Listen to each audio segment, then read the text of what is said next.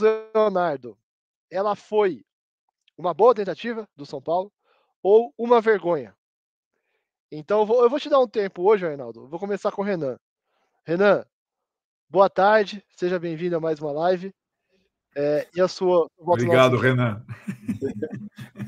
Boa tarde, Éder, Arnaldo, boa tarde a toda a galera aí. Assim, eu tenho várias opiniões a respeito dessa não foi uma novela, né? Porque não foi foi uma minissérie, né? Foi um espacinho curtinho ali, né? Eu tenho várias opiniões a respeito eu tenho opinião diversa a respeito disso, mas sobre a sua enquete, sobre as suas duas opções, eu não acho vergonha, não, cara. Eu não acho vergonha. Quando você tem o jogador querendo vir jogar, quando ele tem a intenção de vir jogar, eu não acho vergonha. É que o São Paulo andou conforme o tamanho da perna, né? Tem aquele lema do Crespo, né? Onde as pernas não alcançar, o coração vai... Só que dessa vez não teve nem perna e nem coração, malandro. Não teve jeito. Mas, assim, vergonha eu não acho, não. No final das contas, pode virar meme, pode virar chacota aí para os torcedores, o que está na conta. Aconteceram várias outras situações com outros clubes, mas diante do querer, né, da vontade do jogador de vir para o São Paulo tinha que tentar o mínimo. Tentou. Você vai contar os bastidores e a gente vai, né, falar mais sobre o assunto, sobre tudo que aconteceu, mas eu não acho vergonha, não. Boa. Arnaldo, então já te dei um tempo e te dei uma colher de chá hoje, hein? Eu Boa continuava... tarde, seja bem-vindo a mais uma live e seu voto na nossa enquete, que ainda não foi pro ar, mas está indo. O Patrick já está colocando para vocês também votarem aí. Se essa novela ou minissérie, como bem definiu o Renan, do Marcos Leonardo foi uma boa tentativa do São Paulo ou uma vergonha? Olha, boa tarde, Éder, Renan, companheiros. Putz, como eu gostaria mais de uma alternativa a Muro. Porque assim que terminou de forma frustrante a novela, a minissérie do Renan, eu tuitei a seguinte palavra: fiasco, né? Depois de ter tuitado, ter discutido essa opção e me embrenhado mais as apurações dos colegas, do Éder e tal, e também ter feito as minhas, eu combino as duas coisas. Acho que foi um fiasco, sim, mas, ao mesmo tempo, uma tentativa válida. E o meu meio termo é assim, eu acho que talvez o São Paulo não tenha dimensionado a onda que foi criada junto ao torcedor para uma possibilidade de desfecho negativo. O torcedor não estava preparado. Foi mais do que uma decisão de campeonato. Pra você ter uma ideia.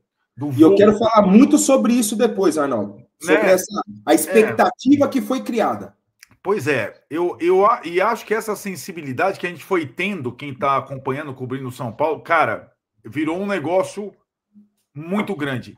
E acho que o São Paulo não se preparou para isso, para a possibilidade do não, que existia desde o início, né? Numa negociação, a possibilidade do não, ela machucaria demais o torcedor.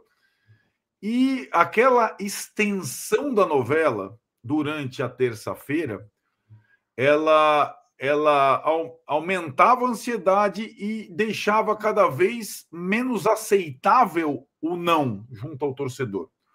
Então, achei que o São Paulo, por isso o fiasco que eu falei e a vergonha que fica pro torcedor, né? Não exatamente para quem negociou, tentou negociar ou para o clube. O torcedor que foi na padaria no dia seguinte, ele ficou envergonhado, porque é como se o time dele tivesse perdido do rival uma decisão. E isso está muito louco, a gente estava discutindo um pouco sobre isso, como o mercado, a contratação, às vezes vale mais do que um jogo, né, uma partida. Para muitos torcedores, isso é meio maluco, a gente pode debater. Mas, assim, então, se eu tivesse... Eu falei tudo isso, Éder, e não votei. Me colocando como torcedor, respondendo a sua enquete, eu coloco vergonha, né? Se fosse ter que escolher entre uma e outra, né? Tá bom. Vamos falar mais sobre isso. A nossa enquete, por enquanto, o pessoal está começando a votar agora.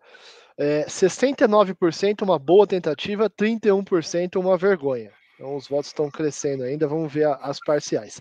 O Vitor de Menezes mandou um superchat aqui falando: a diretoria deveria ser parabenizada por se queimar pela, abre aspas, transparência, fecha aspas, dessa negociação. E ainda queimou o patrocínio Master, kkkk. Só 3K, kkk. Muita incompetência. Ô Renan, eu acho que a gente isso pode falar, né? Exatamente, aí a gente pode falar em vergonha. Né? A tentativa, ela é válida, eu repito, o jogador quer vir, pô, você, não quero que você venha. Opa, peraí, você quer vir? Vamos lá, vamos ver como que a gente pode costurar isso daí. Chega pro staff do cara, você quer vir? Porque, como eu falei anteriormente, né, Arnaldo, eu nunca tinha visto uma negociação, uma possível transferência ter gerado tanta expectativa do jeito que foi essa do Marcos Leonardo. Eu nunca mais que a volta do Lucas. Muito mais que a volta do Lucas. Bem mais que a volta do Lucas. Caleri, muito mais. Foi um negócio assim, absurdo. Por vários motivos. Quem sabe a necessidade, né? Porque nós temos a necessidade dessa posição, mesmo tendo vindo. Nós perdemos 3. Mesmo tendo vindo outros 3, nós temos a necessidade dessa posição. Pelo menino querer, pelo rapaz querer vir jogar, então isso une uma coisa a outra, então gera muita expectativa. Né? Enfim, eu nunca tinha visto um negócio desse. Agora, muitos compararam com 20 anos atrás. A lesão, a possível vinda de um jogador para mudar o patamar da equipe. Só que é o seguinte, eu já contei essa história aqui e não custa nada repetir. Eu fiquei sabendo do fechamento da contratação à 00:30 no Jornal da Globo, 9 horas da manhã o Amoroso estava treinando comigo. Aí tá a vergonha. E pior ainda, a transparência. Por quê? Hoje em dia nós temos as redes sociais. Vocês estão muito mais do que eu e toda hora ali, com informação, passando informação. Pô, poderia haver alguém da diretoria ou até mesmo o presidente falar, gente, nós estamos de fato conversando com o Marcos Leonardo, com o Hilal, mas a situação é a seguinte, essa. A gente só vai conseguir trazer ele se for dessa forma, mais do que isso a gente não consegue fazer. Por quê? Aí você tira um pouco a expectativa do torcedor. Perfeito. O que aconteceu, que o Arnaldo falou do cara ir na padaria, aconteceu comigo na quarta de ontem de manhã na academia. Os professores da academia, pô, Renan, parecia que tinha perdido um jogo. Quando perde o jogo, ninguém vai falar comigo. Pô, e o Marcos Leonardo? Eu falei, gente, calma, gente. Ele nem chegou a jogar no São Paulo. Pô, eu tinha certeza, a gente ia ser campeão, não sei o que, sabe? Então, esse movimento gerou uma expectativa enorme. E quanto maior a expectativa, maior é a frustração, maior é a decepção.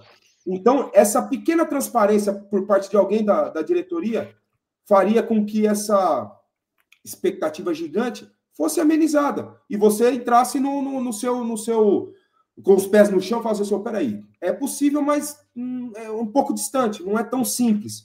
Né? E por falta disso, foi criando expectativa. E um detalhe, que eu volto a falar, a culpa do vazamento não é dos jornalistas. Eu vi muita gente falando, inclusive na arquibancada tricolor, as pessoas mandando no chat, esses jornalistas que ficam vazando informação. Não. Alguém de lá de dentro do clube passa para o jornalista. Ou do jogador, né? Ou do staff do jogador, ou do empresário do jogador, que queria muito vir, né? Exato. Mas assim, o jornalista não tem culpa. É a obrigação dele, da profissão dele, apurar a informação e repassá-lo. Se ele não fizer isso, ele não está cumprindo com a profissão dele. Pelo menos eu penso dessa forma. Então, a vergonha, para mim, está muito mais nesse sentido. Para vocês terem uma ideia do que gerou expectativa, o Arnaldo, no canal dele, com o Tirone, fez uma live de madrugada e estava lotado de gente assistindo. O nosso canal Arquibancada Tricolor, a gente iniciou uma live, era 6 horas da tarde, se eu não me engano, e ficamos até quase meia-noite, e o tempo todo com 10, 12, 15 mil pessoas. Para as pessoas entenderem o que gerou de expectativa essa possível contratação do Marcos Leonardo.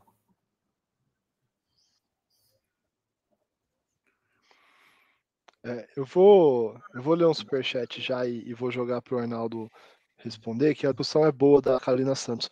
Mas antes, só responder, a Dedé, que está sempre com a gente, mandou aqui. Vocês acham certo como os setoristas conduziram as informações? Pareceu mais clickbaits, isso sim. Dedé, eu estou me incluindo nesse meio porque eu sou setorista. Eu acho que a gente passa a informação de acordo com a demanda do torcedor. Então, assim, existe uma coisa no jornalismo que se não mudou nada, não é notícia. é notícia se mudou. Então, a partir do momento que o São Paulo fez o seu movimento pelo Marcos Leonardo e está esperando os árabes responderem, isso, se a gente já publicou, não é notícia. Agora, se a todo momento alguém está perguntando, o torcedor está querendo saber a cada 10 minutos, 30 minutos, como é que está essa resposta, se já chegou, se não chegou, a gente responde o torcedor, porque hoje a gente não tem só o site para publicar, a gente tem nossas redes sociais, e nela eu respondi os torcedores basicamente o pessoal até brincou que era boletim da Mega Sena, que era de hora, da Telecena, que era de hora em hora. E a gente foi respondendo que não tinha informação. Mas a gente foi, assim, e eu até falei isso depois, me colocando na posição de quando eu era pequeno, que era torcedor, e não tinha informação e ficava dando F5, porque na época não tinha Twitter, ficava dando F5 nos portais para ver se tinha alguma notícia, eu me colocando nessa posição era isso que eu queria, que alguém tivesse me passado informação. Se não mudou. Eu acho que eu tô tá travando um pouco. Não, voltou, travou um pouco. Cadê o homem? Deixa eu só completar o raciocínio do Éder enquanto ele volta. Não, só tá travado, tá só dando para ouvir um pouquinho, vai e volta e tal.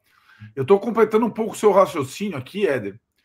E, na verdade, tornou-se, durante a terça-feira, uma coisa, uma apuração meio minuto a minuto mesmo, porque as condições do negócio foram mudando várias vezes. Depois, tanto que cada setorista depois fez um resumo do que foi a terça-feira e de como a negociação foi andando para lá, para cá, para lá, para cá, com o jogador, como disse o Renan, e o empresário tentando de tudo, e o tentando de tudo era forçando as situações, argumentando com os árbitros, mudando as condições de negociação, oferecendo alternativas ao São Paulo. Então foi um negócio muito dinâmico. Aí eu estou completamente com o Renan. Essa situação, durante a terça-feira, como era na minha época, Renan, você estava lá, por exemplo, o São Paulo estava contratando o Careca. Demorou 8 horas para contratar o Careca durante o dia. Agora, a cada 2 horas vinha lá um cara direito de São Paulo. Olha, a situação está assim, está assado, está assado. Esse esclarecimento oficial e não é entregar a negociação. Olha, o Marcos está topando ganhar X, aceita reduzir para Y, nós estamos oferecendo. Não é entregar o valor e macular a negociação, mas é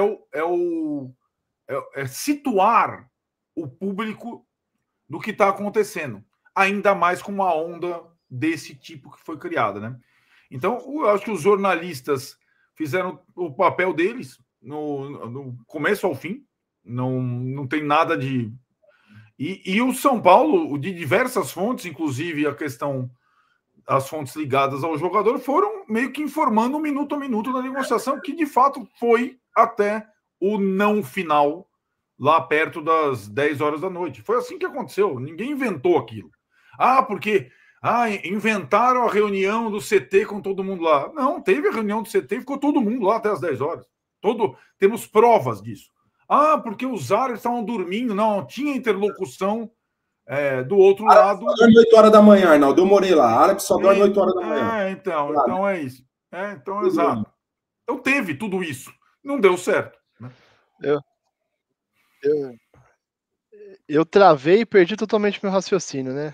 Essas internets. Não, eu acho que você estava complexo. explicando a questão da comunicação do setorista, do jornalista, num episódio como aquele, como é essa situação.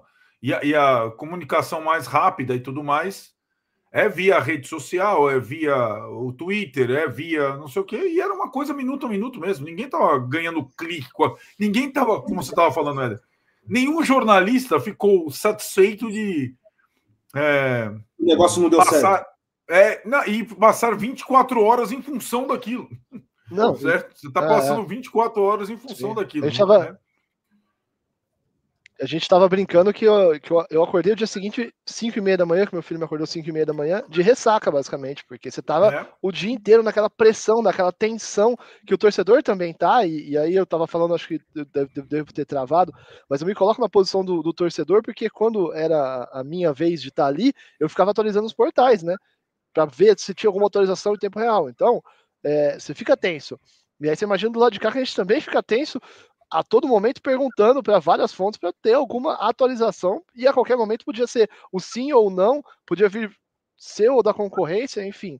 Então é uma tensão muito grande para todos os lados, uma negociação desse tipo. Mas vamos tocar o barco. A Carolina Santos falou o seguinte, não sei se você leu, Arnaldo, você leu o superchat, não? Não li, não. Tá. A Carolina Santos falou o seguinte, enquete. O fato Marcos Leonardo fala mais sobre quem? A carência tricolor por um herói ou o amadorismo da gestão / futuro com o Fidic?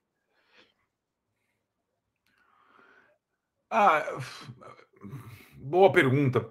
Na verdade, assim,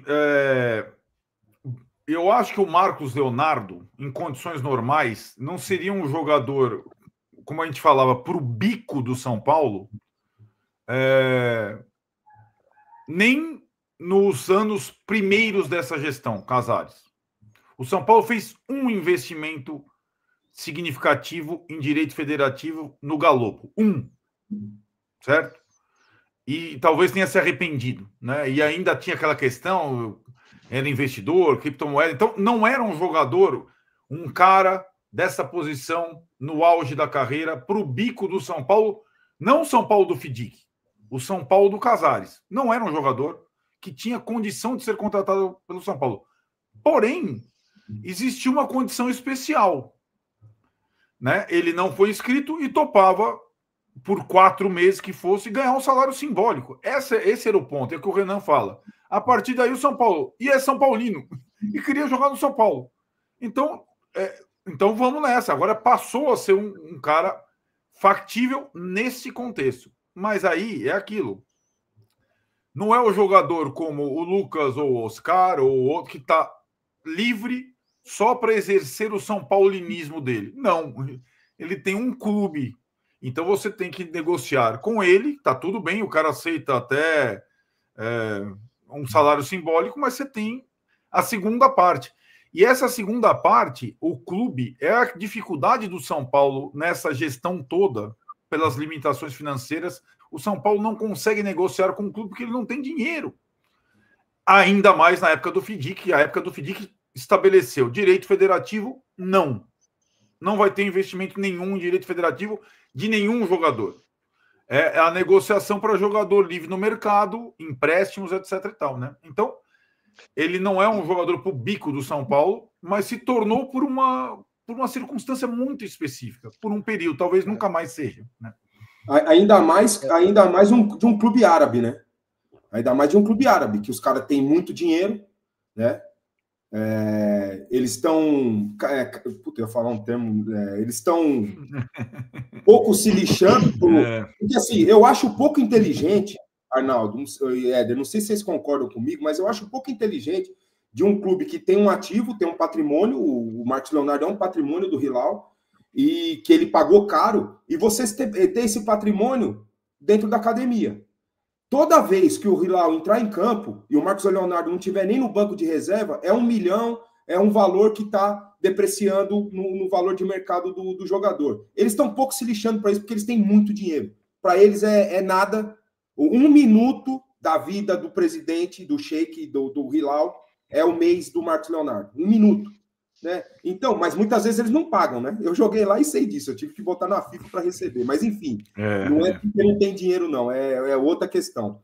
Mas eu acho um pouco inteligente, porque você desvaloriza o seu jogador, ele tá querendo vir para cá, opa, peraí, vamos ver, eu não entendo de futebol mundial, eu vou lá fazer uma pesquisa. O que é esse São Paulo Futebol Clube aqui, que o meu jogador quer ir jogar? Opa, peraí, é um tricampeão mundial, tá nas quartas de final da Libertadores, pô, eu vou estar valorizando o meu ativo. Ô, São Paulo, peraí, eu pago uma partezinha do salário dele, você paga uma outra partezinha comigo?